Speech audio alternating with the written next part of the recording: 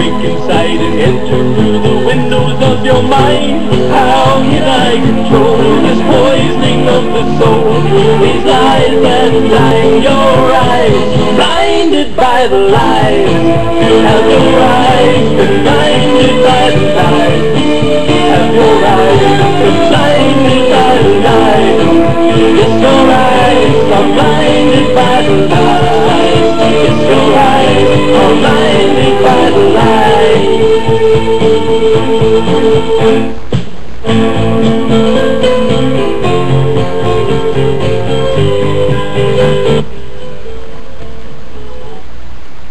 Hello, Ann. I thought I'd take your call since I didn't get you up on the air, but I'm still recording, and okay, well, I'd love to hear your input.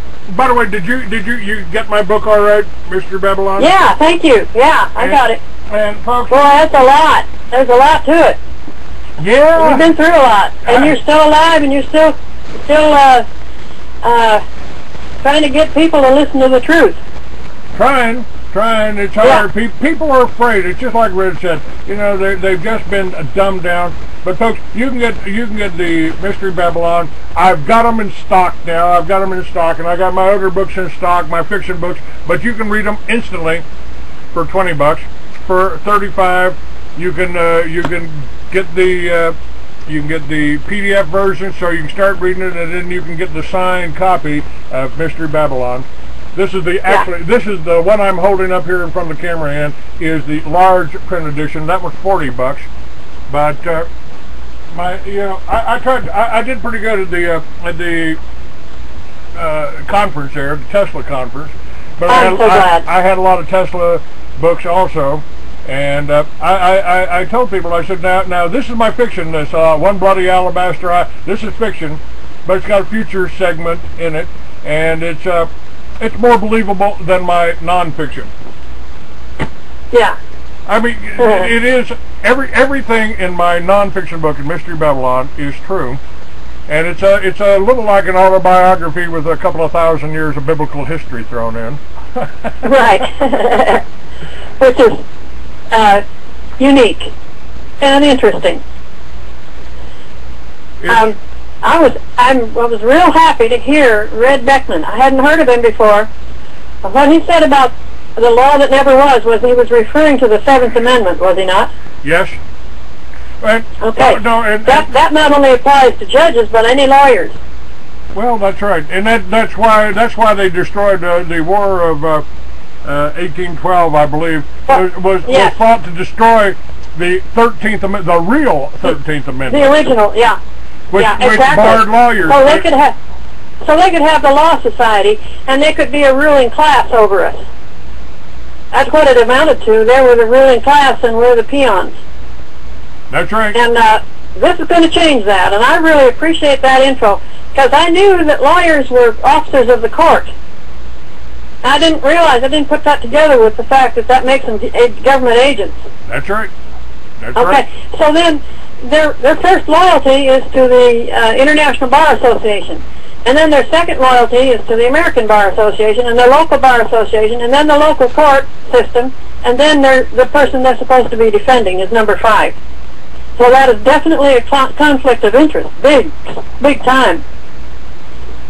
And I really appreciated getting to hear from him. I mean, he's been through it, and he's got some years being an octogenarian.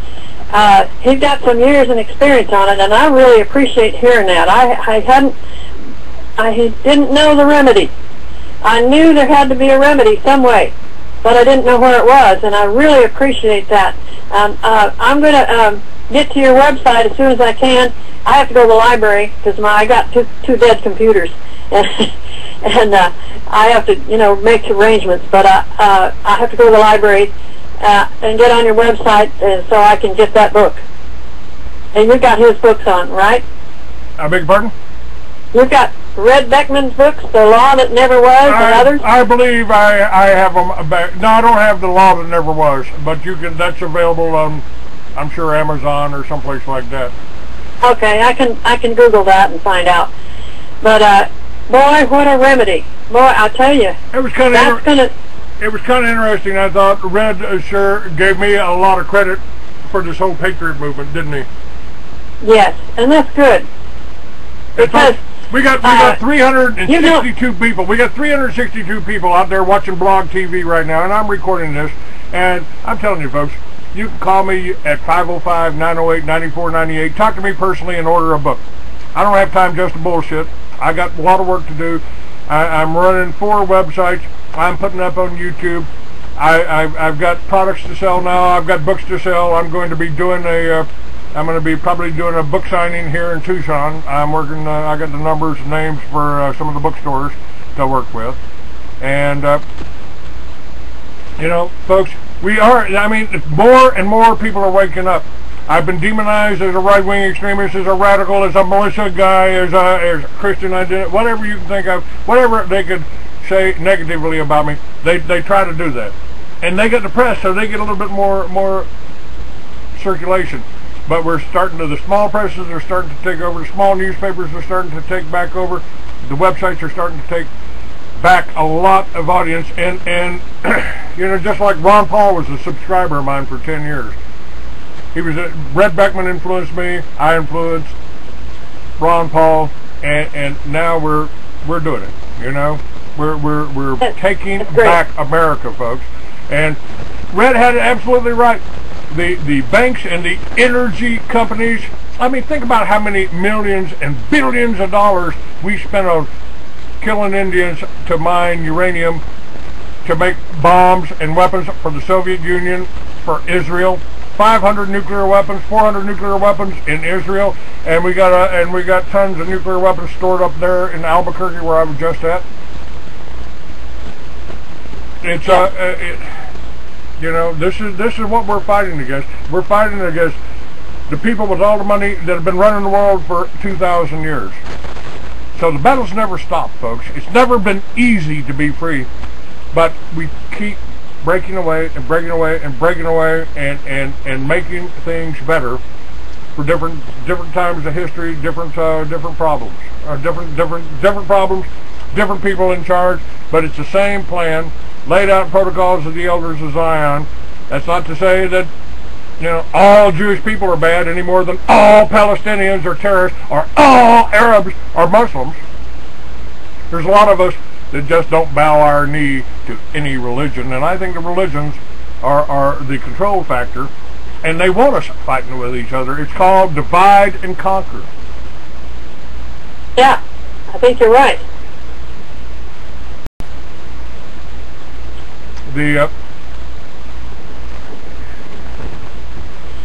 It's an ongoing battle, folks, and they know something's coming up. We don't know exactly.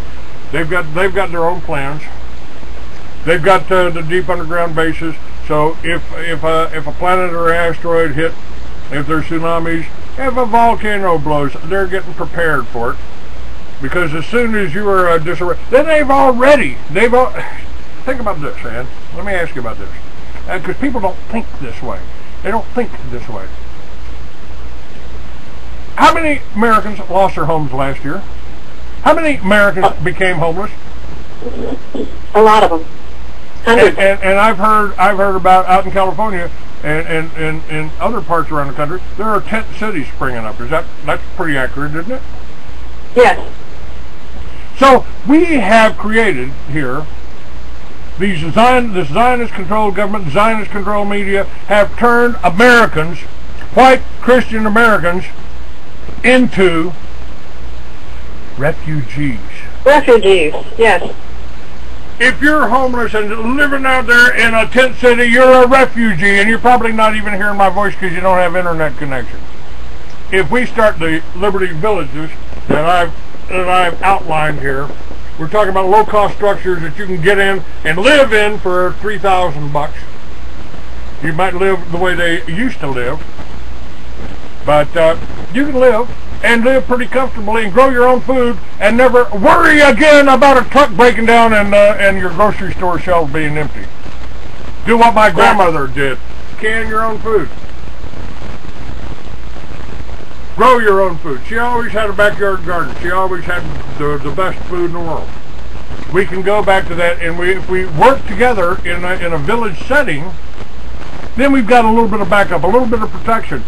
And if the wind blows your teepee down, you got a few neighbors to help you set it back up again. Which, by the way, they don't do. Yeah. They're probably, and the designs on it, the teepees are actually designed in a natural vortex. So it's pretty interesting. Now, Papa Bear from Alaska says the city of Anchorage are cracking down on all the camps and even outlawing giving money to panhandlers. They want to drive you into the FEMA camps, folks. Yeah, the city of Tulsa made a law against and made the campers move out of their tent cities, their camps down by the river. I just told them we'll go across the river over where the refinery is. It's county property, it's not city. So they haven't run them out of there because it's not in the city limits. You know, we're going to get more and more in this unless we somehow unite.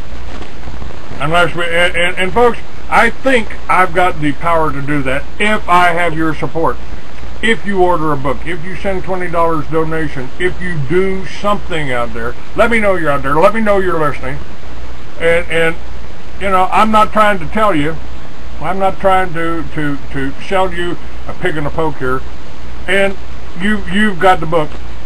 I think it's fairly important because I think in 20 years from now, no matter exactly how things go, you know, I'm going to be like Alexander Solzhenitsyn. I've been in the fight for 20 some odd years. You know, with people. I've got my films. I interviewed Red Beckman, and that was 15 years ago. America, Dream or Nightmare? Consent of the Government. Now, tell people we've got 380 viewers. If you had it all to do over again, would you order my book? Would you buy my book? Oh, yes. And what kind of information did you get out of it? I got probably a very good, fairly specific history of the government skirting around the Constitution and running over people's natural rights, and including yours. You know, there's specifics in there about yours. And the basic thing is, you're not advocating overthrowing the government. You're just simply advocating, here's a solution to that, to what they're doing. Basically, the reason the government has incorporated as a corporation, the Treasury is the IRS is a trust based in Puerto Rico. And it's a collection agency for a private bank. It's a collection agency for a private bank. You send a check to the Federal Reserve, to the IRS, it comes back. It doesn't go into the U.S. Treasury. It comes back, marked on the back, paid to the order of the Federal Reserve. Yes. And see, the reason the corporations were instituted, corporations are legal fiction. Fiction of law. In the Encyclopedia Britannica in 2004, I had that issue. I had that year. Under corporations as legal fiction, and under that, and then you look and you'll see what is legal fiction. It is a rule that something is true that is obviously not true. And the reason that they got into corporations was in the days of the sailing ships. And people in the 1800s, the ship owners and the merchandisers and shipping their merchandise from country to country had to have a way had to have some insurance to ensure that they would not have to personally be liable for damages or deaths of the sailors. So they instituted the idea of the fiction of law, or the legal fiction, and that's always the name in all capital letters. So that as a legal fiction, then the government does not have to be liable. As the constitutional government, it is liable to follow the Constitution. So we have two governments. One is a legal fiction based in the U.S. based in Washington, D.C., and the other is the constitutional government of the United States, of the states that are united here in America. And so all down in the history, and this is why today's interview with Red Beckman was so enlightening to me, was because it gave the remedy concerning the legal system. And I hope everybody can get that, The Law That Never Was, by Red Beckman and Bill Benson. His story about the Montana vigilantes shows that people can be responsible for what's going on and be responsible for making sure there is real justice. All right, That's the definition of liberty, is freedom with self-responsibility. All right, we're out of time here, and I'm out of time, and I got to get all this up. I got to get Red Beckman's lecture up. Thank you for listening, Ann. Okay, God bless you. God bless. Bye-bye. And folks, you can get my books freeamerican.com. Clay at freeamerican.com is where you send a PayPal, a donation. Make a $20 donation, I'll send you a book. See ya. I'm out of here.